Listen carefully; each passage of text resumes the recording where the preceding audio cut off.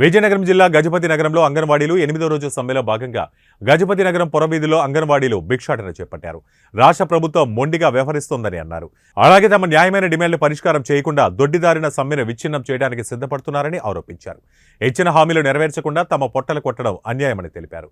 అనేక సేవలు కార్యక్రమాలు చేపట్టి ప్రభుత్వానికి ప్రజలకు చాలా దోహదపడుతున్న మమ్మల్ని ఇబ్బంది పెట్టడం సరికాదన్నారు. హక్కులకై పోరాడుతున్న తమపై ఉక్కుపాదం మోపడం తగదని అన్నారు. కనీస వేతనాలు, గ్రాడ్యుటీ పెన్షన్, రిటైర్మెంట్ బెనిఫిట్స్ లేకుండా ఎలా బ్రతకాలో అర్థం కావటం లేదని తెలిపారు. ఈ సమస్యలు పరిష్కారం కాకపోతే అంగన్వాడీలకు భిక్షమెత్తుకునే పరిస్థితి నెలకొంటుందని వివరించారు. కావున ప్రజానీకమంతా అంగన్వాడీలకు మద్దతు తెలిపాలని కోరారు. ఈరోజు గజపతి నగరంలో మెయిన్ రోడ్డు బజారులో అంగన్వాడీలందరూ కూడా భిక్షాటన కార్యక్రమం చేశాము. మేము చేసిన భిక్షాటన కార్యక్రమానికి వ్యాపారస్తులు, ప్రయాణికులందరూ కూడా సహకరించినందుకు మా యూనియన్ తరఫున ప్రత్యేకమైన ధన్యవాదాలు తెలియజేస్తున్నాం. ముఖ్యంగా ఈరోజు రాష్ట్ర ప్రభుత్వం 8 రోజులు కావస్తున్న మా సమస్యల పరిష్కారం చేసేటట్లు ఆలోచన చేయడం లేదు.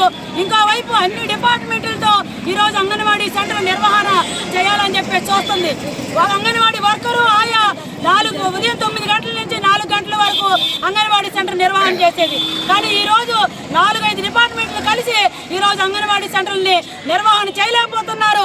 ఈ సృష్టిలో తల్లి తర్వాత తల్లి ఎవరంటే అంగన్వాడీ టీచరు, ఆయా అని చెప్పేసి ఈ రాష్ట్ర ప్రభుత్వం గుర్తుపెట్టుకోవాలి.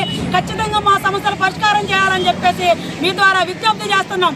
అలాగే వివోఏలు, ఆర్పీలు, వాలంటీర్లు, సచివాలయం సిబ్బంది, ప్రజా సంఘాలు, ఉపాధ్యాయ సంఘాలన్నీ కూడా ఈరోజు మేము చేస్తున్న పోరాటానికి ఒకవైపు రాష్ట్రంలో మద్దతు తెలియజేస్తున్నారు.